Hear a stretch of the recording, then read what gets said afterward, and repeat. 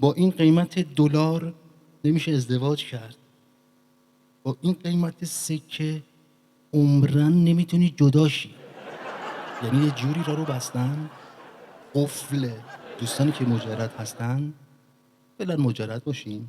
اون دسته از دوستان متأهل هم تا اطلاع ثانوی فقط چشم رو تخم جفت به چشم همین دلار بالاستا سکم که دیگه اصلا قلبم از همه جا انگار داره تیر میزنه.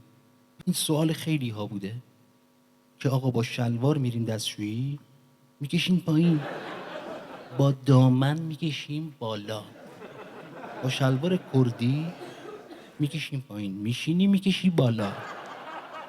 ببینید این نمیدونم متوجه شدین یا نه، خیلی پیچیده نیستا.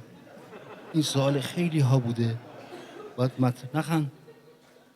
مطرح میشد که خیلی راحت دیگه. بهتر از اینه که بریم اون تو چپ و راست رو با هم گم کنی. ببینید داستان اینجاست که ما توی دستشویی چقدر فکرهای زیبا و آس میاد سراغمون، میایم از دستشویی بیرون تر میزنیم توی زندگی میره.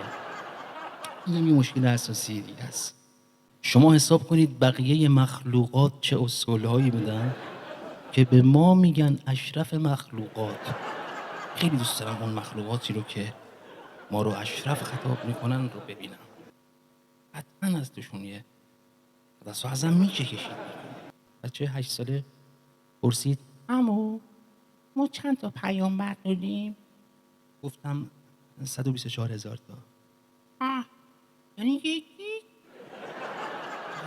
جوابای آس میندازن، سوالهای آفریده کننده. بچه‌های امروزی و یوسف زمانی که به پیامبری رسید از خدا پرسید پروردگار من رسالت من در این جهان هستی چیست؟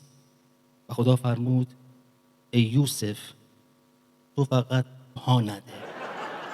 همین، شما فقط راه نده. هر کی اومد که زلیخا دیدید که اومد اینجوری